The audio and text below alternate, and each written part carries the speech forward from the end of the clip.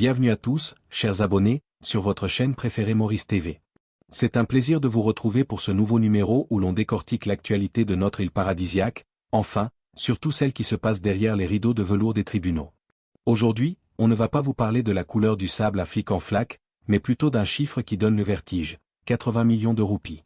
On va plonger ensemble dans le dossier du fils de l'ex-CP qui semble avoir confondu la barre des accusés avec un salon de thé, tant les procédures durent et s'éternisent.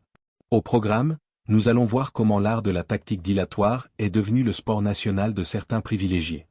On vous explique comment on peut faire danser la justice mauricienne pendant que le reste de la population compte ses sous pour finir le mois. C'est du grand art, presque de la magie. Mais avant d'entrer dans l'arène, si vous aimez notre façon de dire tout ce que tout le monde murmure dans les files d'attente à la banque, donnez-nous un petit pouce bleu. Ça encourage énormément notre équipe à continuer de fouiller là où ça gratte. Et bien sûr, abonnez-vous et activez la cloche pour rester scotché à toutes les mises à jour de notre petite île, car ici, entre les scandales et le soleil, on ne s'ennuie jamais. C'est bon? Vous avez cliqué? Allez, si tout ça est prêt, on branche les micros, on ajuste la robe d'avocat, et on commence. Port-Louis où le dossier de la fraude présumée de 80 millions de roupies franchit une étape critique. Au cœur de cette tempête judiciaire, le fils de l'ancien commissaire de police, CP, se retrouve dans le box des accusés. Mais au-delà des faits, c'est la stratégie de défense qui provoque aujourd'hui une vague d'indignation. Entre renvoi systématique et manœuvre procédurale, l'ombre d'une justice à deux vitesses plane sur le tribunal. Et le cœur du scandale, une fraude qui donne le tournis. Pour bien comprendre l'ampleur de l'affaire, il faut revenir sur le montant, RS 80 millions. Pour le Mauricien moyen, dont le salaire minimum peine à couvrir l'inflation galopante dans les supermarchés, une telle somme représente plusieurs vies de labeur. L'accusation, il ne s'agit pas d'un simple détournement, mais d'un montage complexe impliquant des malversations financières qui auraient été facilitées par des connexions haut placées. Le profil de l'accusé, le fait que le suspect principal soit le fils d'un ancien haut gradé de la force policière transforme ce procès en un véritable test pour l'indépendance des institutions de l'île.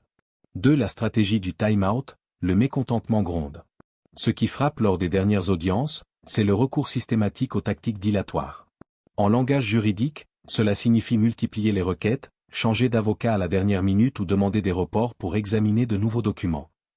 L'exemple concret dans la vie actuelle, imaginez un citoyen ordinaire pris pour un petit délit, il est jugé rapidement, parfois en quelques mois. Dans ce dossier de RS 80M, les années passent et le fond de l'affaire n'est toujours pas abordé. Pour la population, cela ressemble à une tentative délibérée d'épuiser le système jusqu'à ce que l'intérêt médiatique retombe.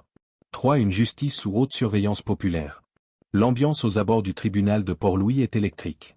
Les Mauriciens, très actifs sur les réseaux sociaux, ne cachent plus leur agacement. Ce mécontentement face aux tactiques des accusés mentionnées dans vos textes se traduit par une perte de confiance, l'idée que si vous avez les moyens, vous pouvez bloquer la machine judiciaire. Un sentiment d'injustice sociale, alors que les familles luttent contre la hausse du prix du panier de la ménagère, voir des millions s'évaporer sans procès rapide crée une frustration profonde. La pression sur le parquet. Le bureau du directeur des poursuites publiques, DPP, est attendu au tournant pour contrer ces manœuvres et forcer la tenue d'un procès sur le fond. Analyse, pourquoi cette affaire est-elle un tournant pour Maurice? Maurice se targue d'être un état de droit et un centre financier transparent. Si une fraude de RS 80M impliquant des fils de restent impunis ou s'enlise dans des décennies de procédures, c'est toute la réputation internationale de la juridiction mauricienne qui pourrait en souffrir. Le public n'attend plus seulement des explications, il attend des actes. Le box des accusés est plein, mais le banc de la justice, lui, semble pour l'instant suspendu au bon vouloir des avocats de la défense.